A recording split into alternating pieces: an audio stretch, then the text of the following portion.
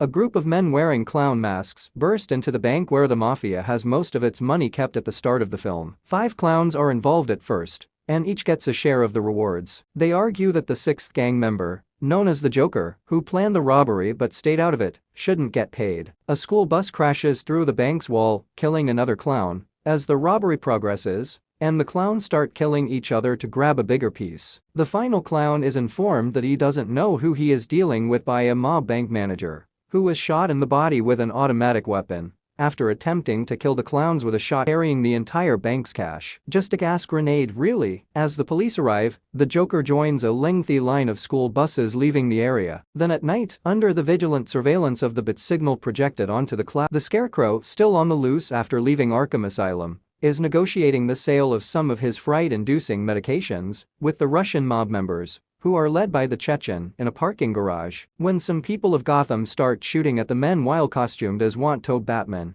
the auction is stopped. The Scarecrow remarks that they are not the real Batman because Batman would never carry a gun as he gashes one of the false Batmen with his mind-altering poisons from his cuff. The Batmobile tumbler, pre-programmed to loiter and then intimidate, shoots rockets into a nearby office, sending the surviving mobsters running, prompting Scarecrow to remark, "That's more like it." When the actual Batman shows up, he first bends one of the would-be Batman's rifle barrels before putting him out. After receiving a serious arm bite from one of the Chechen's Rottweilers, Batman dispatches them as he saves the Batman. Batman leaps atop the white van the Scarecrow is trying to escape in and starts hacking into the side with his mangler contraption. When Scarecrow veers into a pillar, Batman is knocked to the ground. Batman hookers image from a security camera when they arrive at the bank that the Joker earlier robbed. Batman shows up to check out the situation and notices that the drug money has been radioactively treated to make it easier to track. Batman tells Gordon not to worry about one man when there is a whole mob to take out when he questions if the Joker is a threat. The following day, while Bruce Wayne tends to the wounds from the dog bite, Alfred expresses his worries and cautions Bruce to know his limitations. He sees Bruce enters the courtroom to assist Rachel Dawes in bringing charges against Salvador Maroni,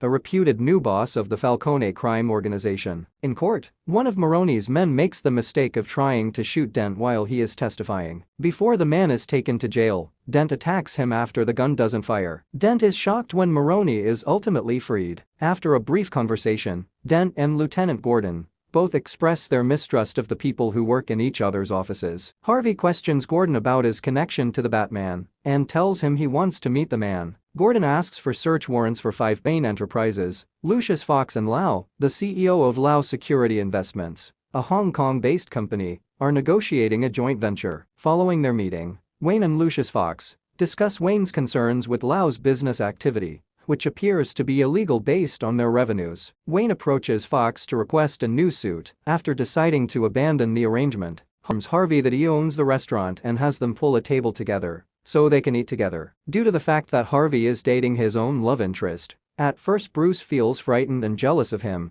but Harvey goes on to express how much he values Bruce's assistance and supports Batman's mission. Bruce changes his mind and tells Harvey that he wants to organize a sizable fundraising event for him. The senior gangsters are currently gathering in private in a restaurant kitchen as the Chechens worries when they point out that the man in the clown mask stole $68 million from one of their institutions. Cautions them about Lau, noting that he can spot a squealer from a mile away, which causes Lau to switch off his monitor. The mob laughs and the Joker opens his coat to reveal they seek to get him to talk and reveal the identities of every mob member. Batman accepts and then vanishes. Wayne starts making last-minute travel arrangements to Hong Kong after Fox shows him his new suit. Fox will travel with him to give the impression that the negotiations with Lau's business were the primary reason he was there. Gamble is playing pool with some of his friends when one of them tells him that some thugs have slain the Joker and are in possession of the body. As Gamble prepares to pay for the body, the Joker stands up and raises a knife to his face, while his men place guns on the heads of his associates. The body is brought and covered in a bag. The Joker murders Gamble after telling a tale about how his father gave him his scars. The 3 remaining associates are given the chance to join his team,